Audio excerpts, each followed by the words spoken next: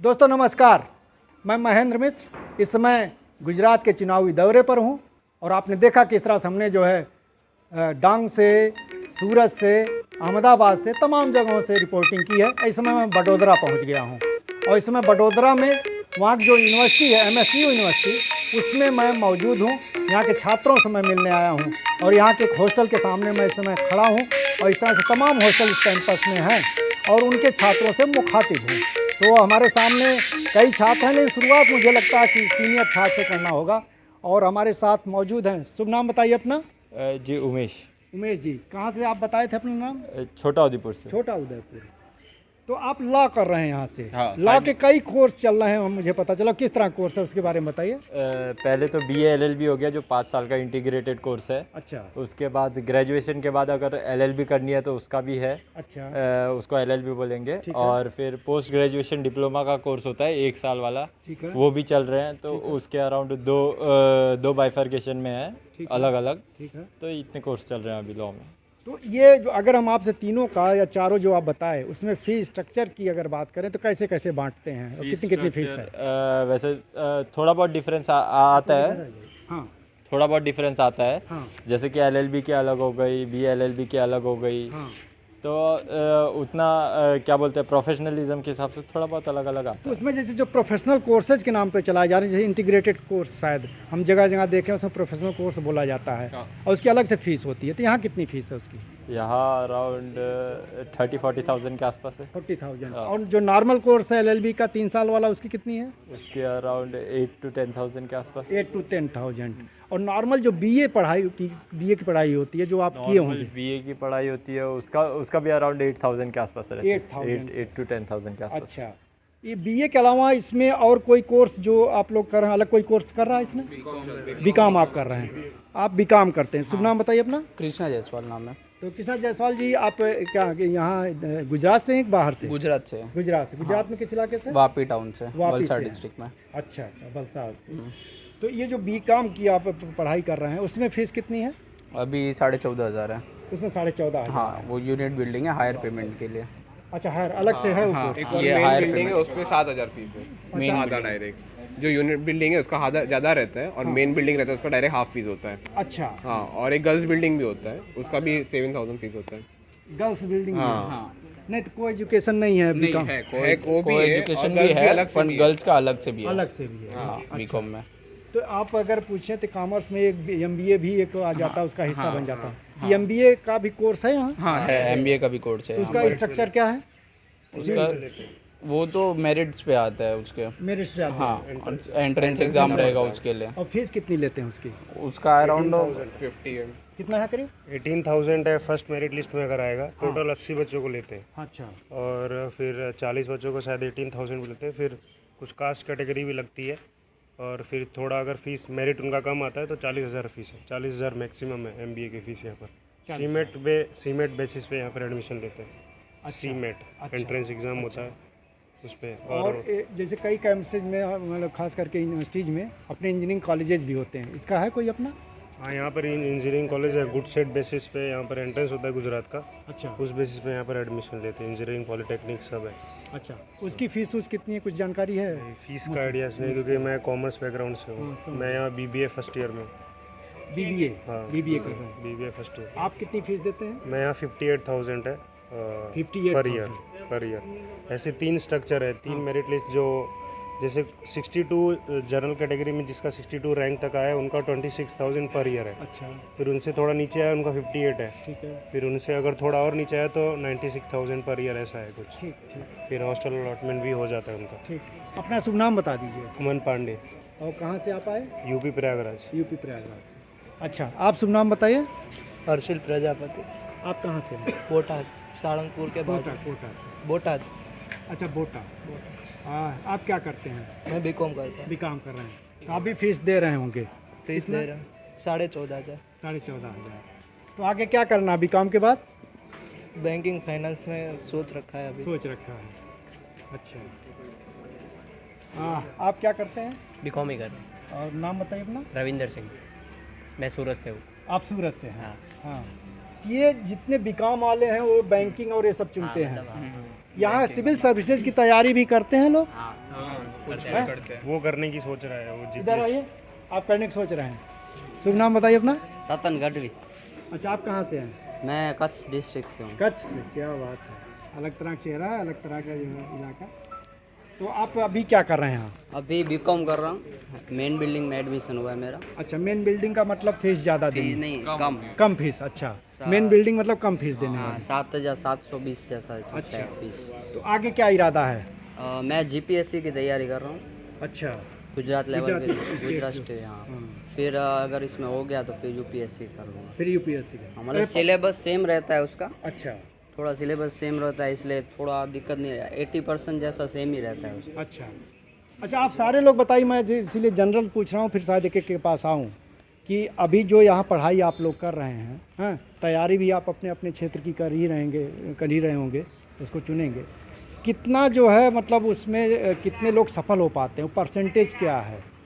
कितने लोग अपनी मंजिल हासिल कर लेते हैं और कितने लोगों को फिर कोई दूसरा रास्ता देखना पड़ता है, जो क्योंकि इसके पहले भी आप सीनियर से यहाँ किए होंगे तैयारी और निकल रहे होंगे, तो क्या परसेंटेज है? मतलब वो खुद पे डिपेंड रहता है, मतलब कैसे पढ़ाई कर रहे हैं यहाँ पे। अच्छा, मतलब यहाँ का एनवायरनमेंट देखें तो बहुत सही है इधर का। कैंपस का हाँ, environment। कैंपस का और हॉस्टल का भी सही है। मतलब हाँ। पढ़ाई में बहुत दिक्कत नहीं रहती है ज़्यादातर हमें। दुनिया के आगे की कठिनाई नहीं नड़ती है अंदर।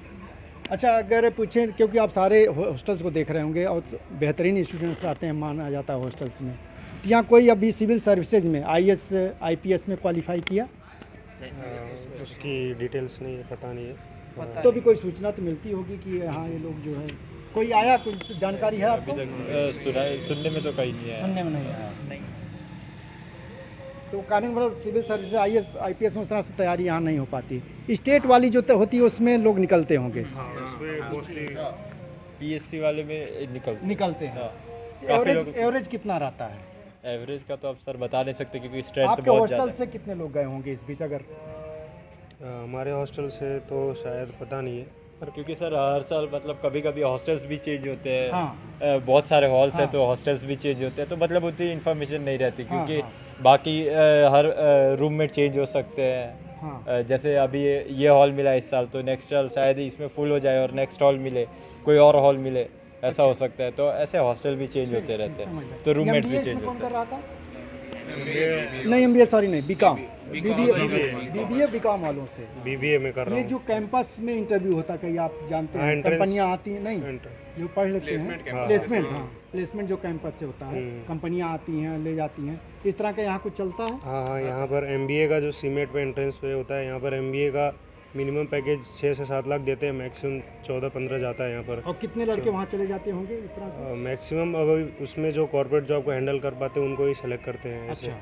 जिनके अंदर वो स्किल्स है, हाँ हाँ हाँ। मतलब कॉर्पोरेट जॉब को हैंडल करने का, उनको ही लेकर जाते हैं। बाकी यहाँ BBA का जो है उसका भी एनवायरनमेंट बहुत अच्छा है। वहाँ पर 3rd ईयर से इंटर्नशिप देते हैं, 30 दिन की इंटर्नशिप देते हैं यहाँ पर, इसलिए मैंने भी यहाँ पर एक BBA करने का सोचा।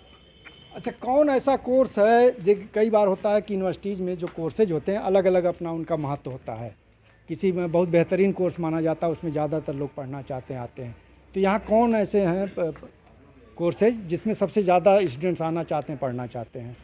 लॉ है, MBA का वो कॉमर्स है, या ग्रेजुएशन का है, और भी कुछ डिसिप्लिन? सबसे ज़्यादा BCom में स्टूडेंट्स आते हैं, सबसे ज़्यादा BCom में। BCom में आते हैं। इस बार शायद 12 से 13,000। हाँ टोटल 13,000 का स्ट्रेंथ है तो बीकॉम में। तीनों ईयर मिला के 13,000 के आसपास स्ट्रेंथ है। अच्छा और 3 शिफ्ट में कॉलेज चलता है। अच्छा, उसका 3 शिफ्ट में चलता है? हाँ, 3rd ईयर वालों का सुबह में रहता है। 7:30 से 11:30। हाँ हाँ। हाँ, फिर फिर second- 11:30 से सेकंड ईयर का स्टार्ट होता है 3:30 तक, फिर 3:30 से स्टार्ट होता है 6:30 तक फर्स्ट ईयर वालों का।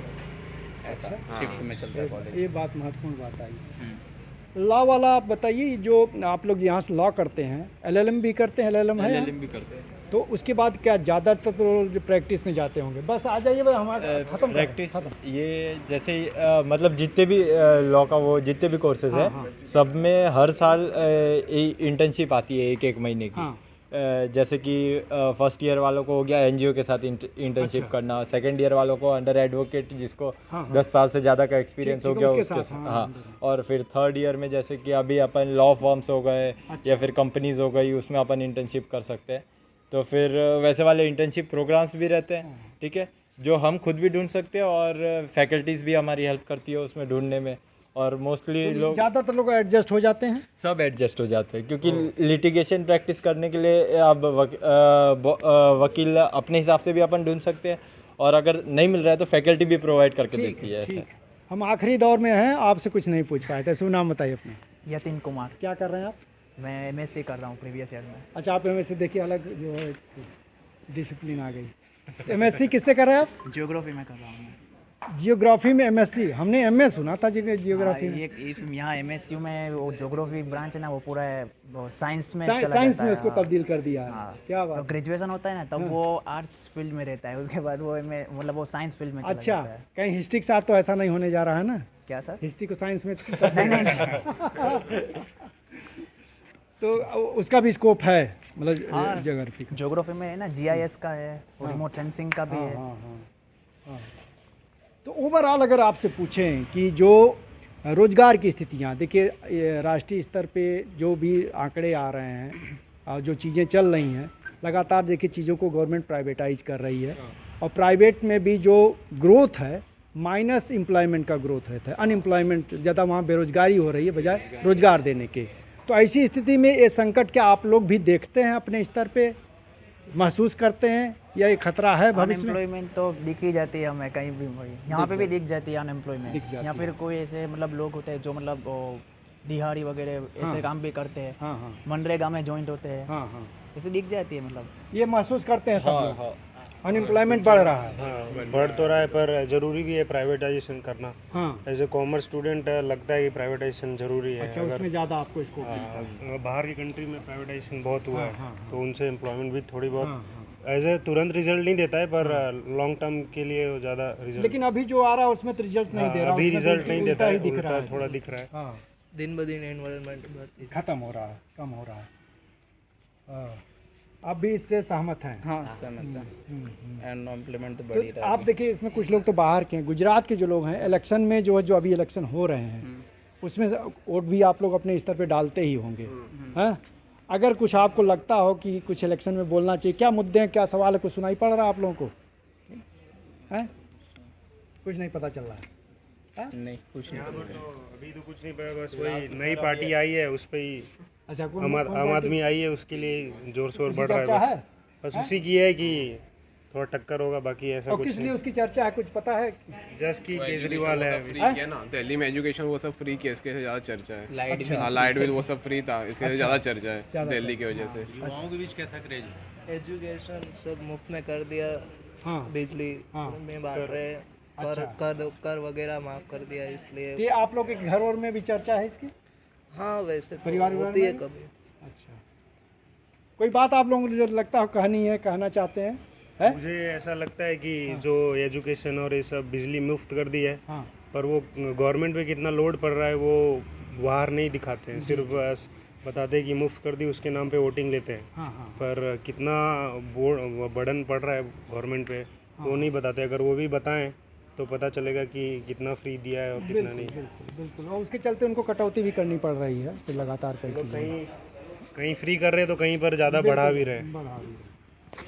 तो दोस्तों देखिए, मैंने कोशिश की एमएस यूनिवर्सिटी में आकर के छात्रों से बात करने की, और मैं ज़्यादा यहाँ पॉलिटिकल नहीं हुआ। मुझे लगा कि उसकी गहराई में जाने के बजाय जो यहाँ छात्र पढ़ रहे हैं, जो एजुकेशन की स्थिति है, जो तस्वीर है, चाहे वो एम्प्लॉयमेंट की हो या एजुकेशन की हो, आपके सामने आया। मैंने कोशिश की, कितना सफल हुए फैसला आप करिए, लेकिन अभी हमको इजाज़त दीजिए, फिर आगे मिलते हैं किसी और मोड़ पर आपके साथ।